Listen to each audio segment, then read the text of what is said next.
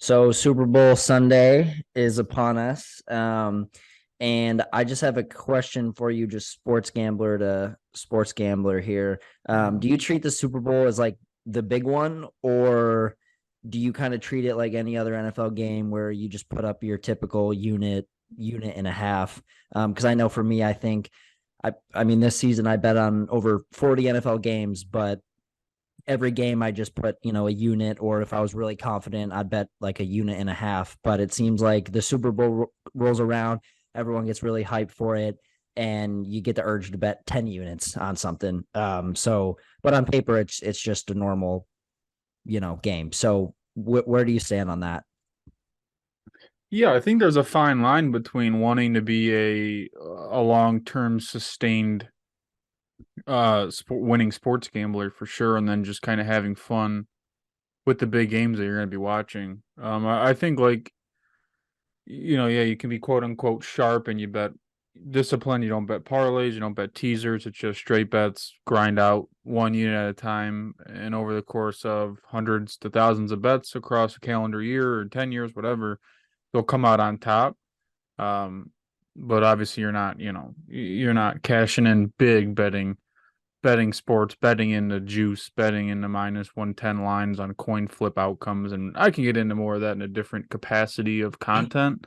Mhm. But for me personally, I treat it like I'm going to the movies, and I'll pull together a bunch of crazy parlays, and I'll bet a lot of the same game parlays and stuff and just kind of have fun with it, more entertainment value. Because at the end of the day, like I was always a sports fan first and kind of got into the world of handicapping and betting games as a result of being such a big fan and kind of wanting to be able to capitalize just like anybody else. Like you think you know everything. You think, oh, sports betting, I know sports. And obviously, as you get into it, it's much different than just being a fan and watching games and stuff. There's a lot of range of outcomes and math and all the boring stuff that it takes to be a winning gambler. But yeah, for me, like it's a case by case thing. Like this year, I don't have a ton of conviction on the spread. I try not to bet against the caliber quarterbacks like Pat Mahomes, but I just think the Eagles have a better roster. I think Jalen Hurts is the real deal. And I just want to watch it unfold kind of as a fan. So I guess in a roundabout way, I definitely don't treat it differently. Like it's not like, oh, it's the Super Bowl, so I have to get 10 units down on one side or something. Yeah. Some people, that is how they have fun consuming a game. Obviously, for me, I would say you should never be betting 10 units on anything. Um, and a unit should be, you should set your unit amount relative to your bankroll to where if you lose 100 bets in a row, you're not going bankrupt. So it's Right. Right. a very small, if you're actually doing units the correct way, it's actually going to be a very small bet for pretty much anybody. And I'm talking like $5, Hmm. which obviously a lot of people don't do. So I think like you can't be half sharp, I guess would be my final take on it. Like you either kind of have to grind it out, do it every day, be disciplined, or understand that whatever you deposit onto these sports books, you're just going to lose. And any other outcome obviously is just kind of the cherry on top. But like the way I look at sports betting, it's I don't really like to go to the movies. I'm not a big movie buff or anything like that. This is kind of that for me where I can kind of watch a game for 3 hours, have anywhere from 30 to $50, whatever it is, on same game parlays and like some long shot stuff. And yeah, I'll probably bet the game too, but Hmm. not going crazy with it. No, I mean I completely get that, and obviously, for you and I, sports is our entertainment, and a pro to that is if you spend $30 on the movie, you can't get 60 back. Right. Sports betting you can. So there's my plug in pros for sports betting.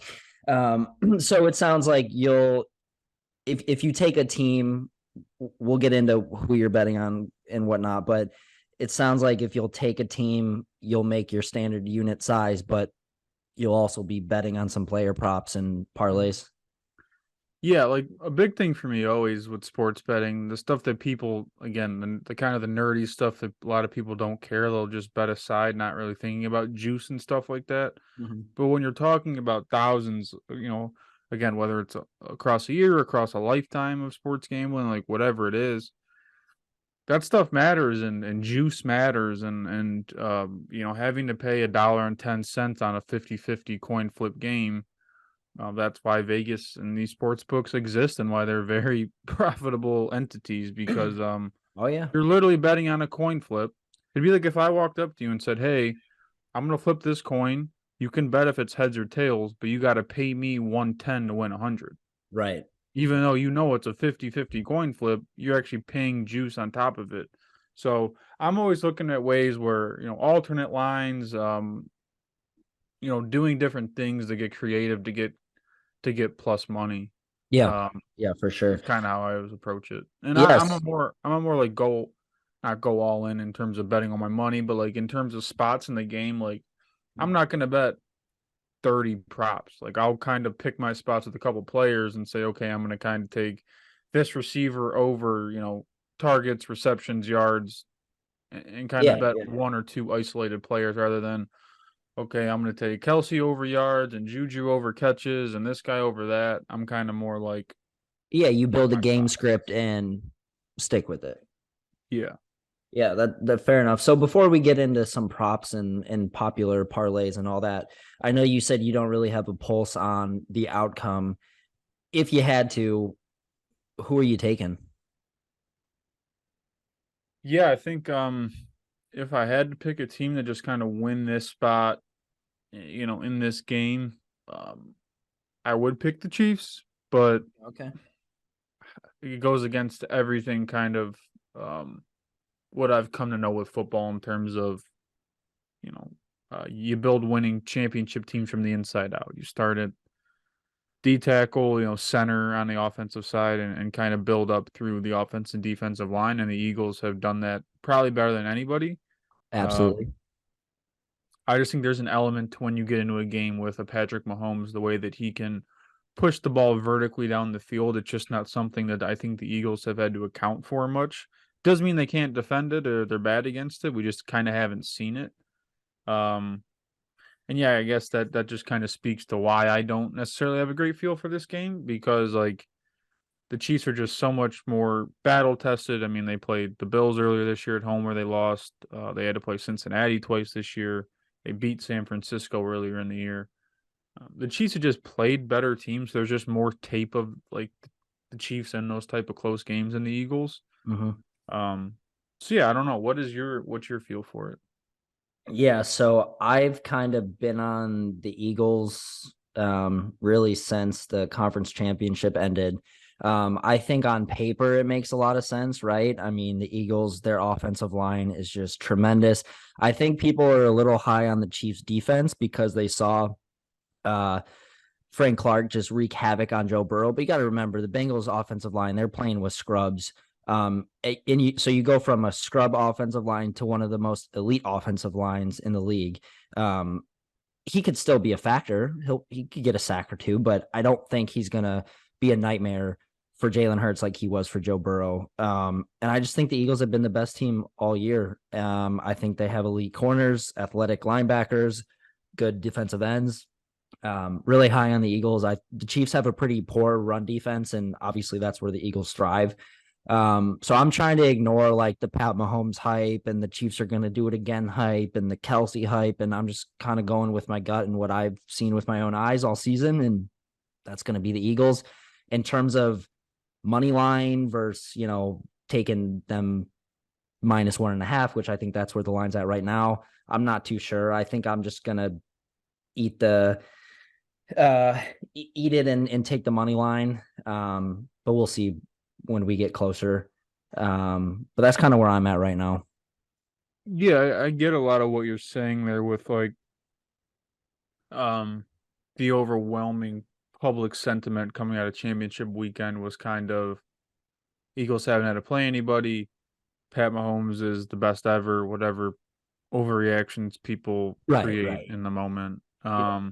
So like I get that, but the flip side of that to me is again the way I kind of look at betting and gambling is I really try not to get too caught up in like narratives for this specific game and kind of take more of a macro level approach to it. And it's just like I just think that, you know what, I'm 35, 40, like whatever, at some point in my life, I'm gonna look back and be like, if I just bet Pat Mahomes anytime there was a plus money sign next to the Chiefs to win a game, like you're just going to be profitable in the long run. So I certainly could see them lose, but I'm Yeah. getting the Chiefs at plus money.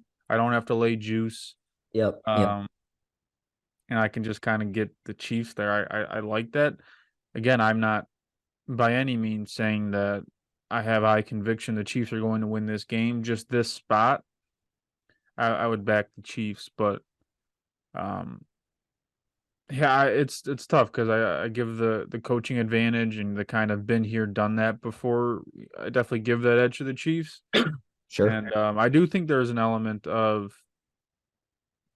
you know, like the Chiefs got past the Bengals, who obviously beat them last year in the playoffs, and I just could see them roll into this game like with all the confidence in the world. Um, Hmm. yeah, like I just give Philly's home field like such a huge like bump for them. Oh yeah, it's hard to win in Philly for sure. Um, especially when you're talking about Brock Purdy, who's a first year rookie, like last pick of the draft, and then they have to turn it over to Josh Johnson in that game. Like that's just such a tough spot. And I get the final score is what it is. And I'm not one of these people that's going to complain about it and say the Eagles aren't that good. Because, like I said, just because they haven't had to play elite competition doesn't mean that they're not an elite team. I Yeah, think very anybody very who good point. watches the games, Yeah, I right. think you were just kind of speaking to it. They don't really have a lot of holes on their, on the field. Right. Right. Really, every position they have covered. I think they have a top flight receiving duo, probably the best in the league. Chase and Higgins are right there. Obviously, Tyreek and Waddle are right there. But yeah, I just think the Eagles across the board check all the boxes for like just a great modern team. So Sure. I agree with you there. So it sounds like push comes to shove, you would take Chiefs money line. I would take Eagles money line. Aside from just who wins this game, sticking in the betting world, what are some props or maybe like a nice parlay? What do you like? What are you eyeing? What do you think's probably going to be too over bought? What do you think's going under the radar? Yeah, and like I kind of said before, right? Like have fun with it. I'm not one of the people who like enjoys like rolling the dice on like what Gatorade color and like over other on like the national anthem. Some people enjoy that. I don't. Yeah. Um These types of games, I just like to have as little action as possible. Just because I don't want to be focused about all of that. Like we only get one Super Bowl a year Sure. in truly elite matchups like this. Like it's really rare. Yeah. Even you look back at last year, those weren't two elite teams. Like the Bengals had kind of scrapped their way there. You go back to some of even Super Bowls before that where the games and the matchups just weren't that great. Mm-hmm.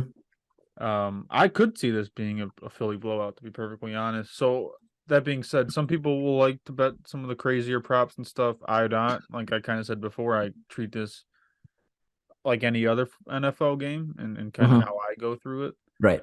Um, and yeah, the guy I've just been martingaling all playoffs is AJ Brown.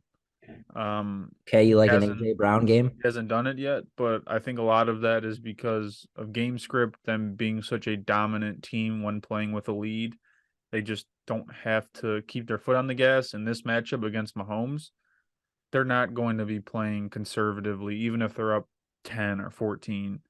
Just as San Francisco, who had a 13-point lead against the Chiefs into the second half of that Super Bowl and took their foot off the gas and allowed Mahomes to kind of get back into it. Now, the flip side of that is, hey, they don't have Tyreek anymore. They can't really get it all back in a couple plays like they used to.